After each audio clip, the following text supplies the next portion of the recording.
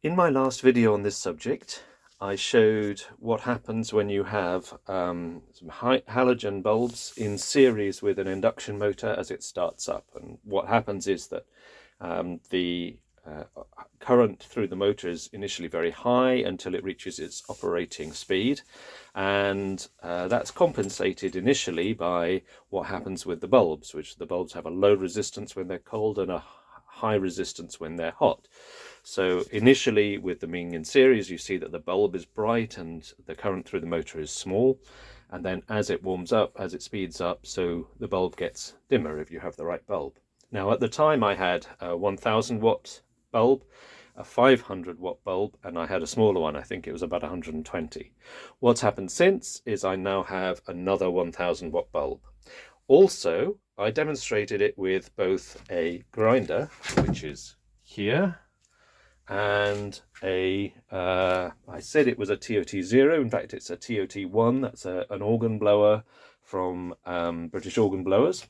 I now have, in addition to the TOT, which is in the wooden box that the grey wire goes into, I now have this other blower, which is a discus, small discus blower, slightly larger, I think, than the TOT1. Okay.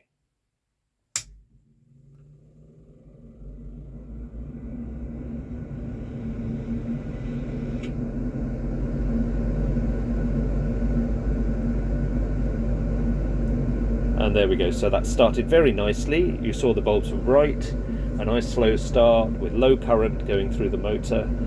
And now the bulbs, you can't see them at all. We're showing 240 volts and very few amps.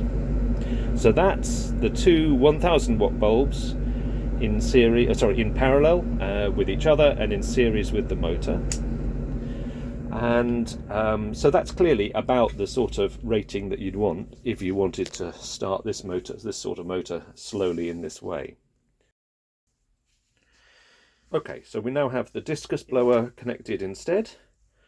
And let's try the same thing, still with the two 1 kilowatt things. And I'll hold the camera over here so that you can just about see the meters and the bulbs at the same time.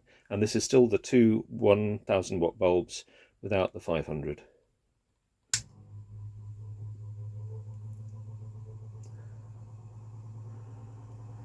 So this is sitting at about 100 volts at the moment, so it's obviously a slightly beefier motor, and that's taking what looks to be about 8 amps. Now it can slowly accelerating, you can hear that.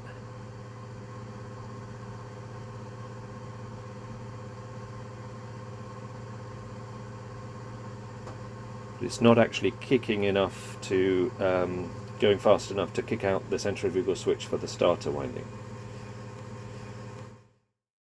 We'll unplug that and we'll put this adapter in as well.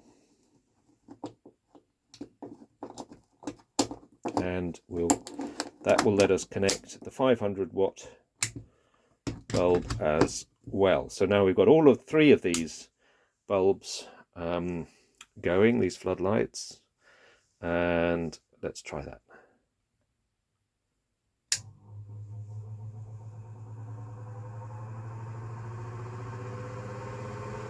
We're at 120 volts,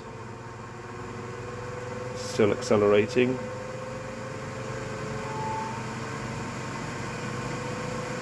Still accelerating.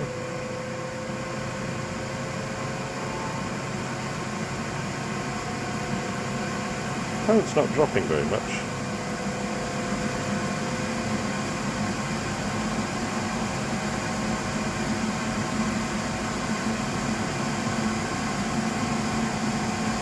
.130 volts just above now.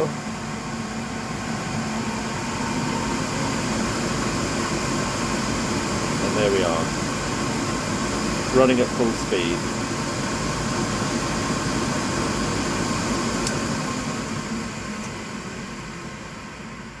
So that was very interesting because it sort of was accelerating very, very slowly, and then all of a sudden the centrifugal switch cut over and boom, off it went.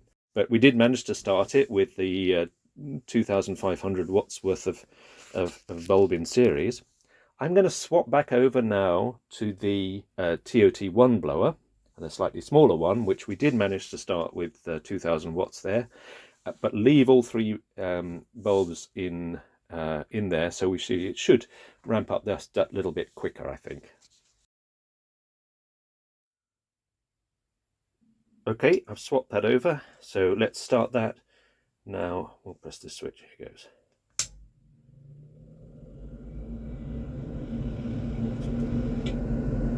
So quite quick. It's sat at about 190 volts and then relatively quickly cut over, and now you can see again. I can see, it may not be discernible on the video, I can just see very faint red line on those on that 1000 watt filament there. So very faint indeed. Okay, we'll switch that off, and now what we'll try is the grinder. Now, we didn't manage to start that before. If I revved it up a little bit, it sort of got there, but it just sort of mostly ticked over. And so we'll see what happens now that we've got all three of these larger ones in series with it. Okay, I've done that. Now we'll switch on and see what happens.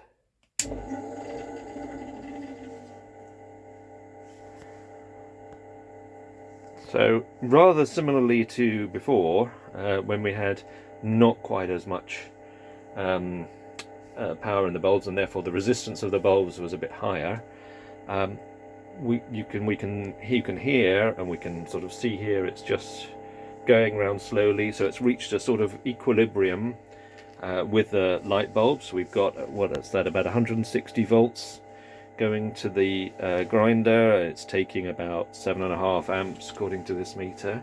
It's not enough to accelerate it to the point where it's actually going to kick over to its main winding. It's still sort of grinding through the start winding. It's not accelerating.